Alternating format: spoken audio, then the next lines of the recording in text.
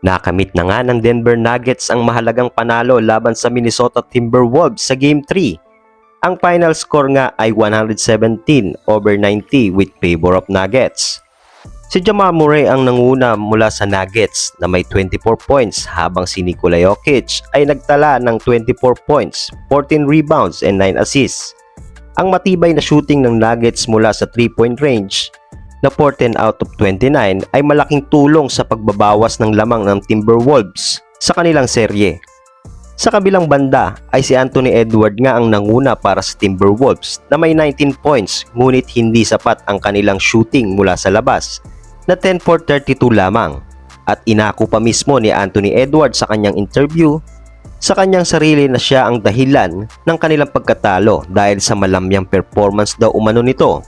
Ang tagumpay ng Nuggets sa Game 3 ay nagpaliit sa lamang ng Timberwolves sa serye na 2-1 na ang standing. Samantala, magtungo tayo dito sa inilabas na balita ni Shams Charania patungkol sa gaganaping pag-interview sa maaaring maging head coach ng Los Angeles Lakers next week. Nangunguna nga sa listahan itong si Kenny Atkinson. Si Kenny Atkinson ay dating assistant coach ng New York Knicks at Atlanta Hawks. At naging head coach din ito ng Brooklyn Nets kaya hindi malabong makuha ito ng Lakers dahil alam naman natin na may experience na ito sa pagiging coach. Sumunod sa listahan ay si JJ Redick. Si JJ Redick ay alam naman nating walang experience ito bilang coach ng isang kupunan. Ngunit naging magaling na point guard ito nung araw at isa ito sa mga kaibigan ni LeBron James. Pangatlo naman sa listahan ay si David Adelman. Si David Adelman ay isang former NBA player at dating assistant coach ng Denver Nuggets noong 2023 nang makuha ng Nuggets ang kampyonato. Silang tatlo sa ngayon ang nasa listahan na makakasama sa head coach interview next week sa Los Angeles Lakers.